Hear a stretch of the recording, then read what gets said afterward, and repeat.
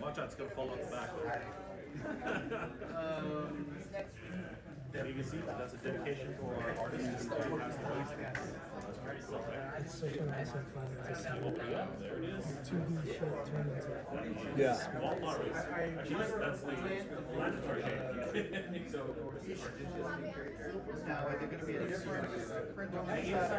Did you see the original designs that I made? Like, originally I was gonna do these things like they were gonna be like super deformed, kind of squat looking characters. I think I saw that. I thought it was just like, dude, don't image yourself. Because I always just like, I'm trying to do something that's not too expensive, it's Yeah. more conservative. Yeah. I'm so glad he took it. And we are here at ToyLanta 2025, of course, from the realm. I'm part of the team, but I'm doing the interview today because this is on my YouTube channel, The Badass Reviews, of course. So we have here JP and Sean. Sean, for the ones who don't know, from the Stroke family, he's doing the soft goods from the realm. So, hey, we're super excited. I'm super excited. But Jorge, tell the people who don't know what's going on with From the Realm, when we're gonna start the Kickstarter, what's going on, what's the future. Tell us about it. Well, yeah, as you can see here, we brought a lot of stuff to this show. A lot of things that people didn't see at Legion's Con. I spent all week printing all these resin prototypes. What you see here is a lot closer to what is going to be offered in the campaign. Like you said, the Strups did an amazing job with their soft goods. Here we have, for the first time, we have the cloak of the vampire. This is going to have bendy wire on both layers. It's going to have bendy wire at the bottom, so you could get those dynamic poses. Full-on fabric outfit, ruffled shirt, vest, pants. This just looks incredible on the figure. That looks insane. And just so people know, not to get confused, this is a Mask of Red Death figure from the Four Horsemen, because we don't have an actual articulated prototype at this moment. But this was the only figure in production that is the closest, as far as anatomy, to the figure that we're producing. So we wanted to show people what the figure is going to look like fully dressed. So I think it looks incredible. Here we have a blow up of kind of what the articulation is going to be like for the figure. So just so you get an idea, we're going to have a ball joint at the waist seam. We're going to have an ab crunch, and then another ball joint at the upper torso. So that right there is just giving you kind of a hint about how much range of movement we're trying to focus on with this line. You're going to have hinged feet. Everything is nice and flush, so you're not going to have balancing issues with standing the figure up. Here are a couple of examples of the different alternate hands that the figure is going to come with. Another reveal that we have here today is the attachment piece that was developed.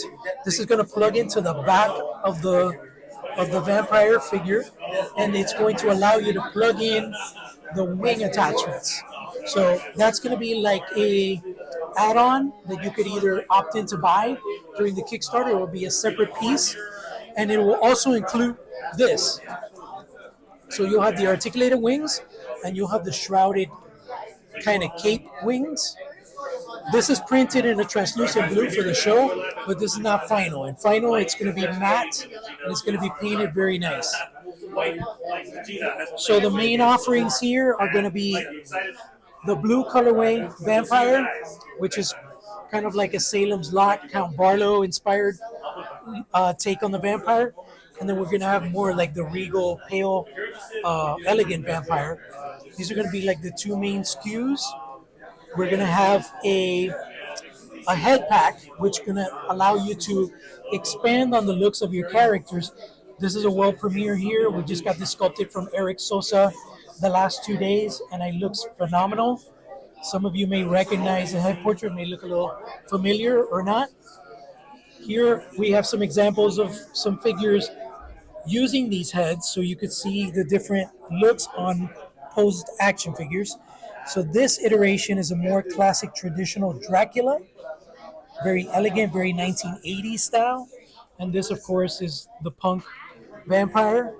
And then the big one here is the Bat Beast. So this is essentially borrowing the same tooling, the thighs and the abdominal area. Everything else, upper torso, shoulders, forearms, biceps, and lower legs and feet, is all brand new. And this will include the wings, and this will be one of our stretch goals in the campaign. So we also developed this base. We're trying to gauge the customers to see if this is something that they would like to get as part of the campaign, maybe as a stretch goal itself, or we're considering probably offering it as an STL where you could print it yourself at home. This is another world premiere. We got the little Renfield slug creature. This is not the final scale. This is scale a little bit larger because I want it to be at a height where the vampire can kind of pet his head. So it's going to be kind of like a hound. And this is actually not a hunchback. This is an eyeball protruding from his back. So this is going to have a rotating function, so you could roll the eye left and right and position it whichever you want. And then we're going to give articulation to the figure. It's going to have swivel cuts. It's going to have a ball socket head. These are examples of the renders that I did and the 3D renders, just to give you a better idea with colors and stuff of what we're going for. And right now, we're just all the pieces coming together. Thankfully we got amazing collaborators like Sean here, his wife, working on this awesome soft good stuff for us. And then as well as Noah doing our paint master stuff, Eric Sosa doing an incredible job with the portraits and helping us with sculpt. And then of course the paint apps that Noah Pratt has done for us, which is just fantastic. Our plan is to launch the campaign right now, tentatively for May, last week of May. We're thinking either Monday or Tuesday that week, and it's going to be launching during the week of Monster Palooza. So now the question for the guy of the soft goods, Sean Strong. Sean, tell us about these awesome soft goods. Please explain how difficult, how complex was the process for your wife Brenda on these amazing soft goods. Yeah, I was just gonna say, yeah, she's the artist behind it all. I know, at least from witnessing from the outside, it took like 4 days for her to really work that ruffled shirt, especially like getting those real small ruffles. Like we're talking like centimeters, on a 6-inch figure. So I tried to stay out of that room when she's wrestling with these like little initial experiments, but yeah, she got it. I knew she was going to. I mean, no matter how complicated it is, she always comes out on top and figures out a way to do it. And the biggest thing for her was getting it exactly like the renderings that we were given. We got 2D renderings essentially of the art, and she has to kind of figure out how that's going to work with the fabric. And not only that, you got to find the fabric that'll actually work with it.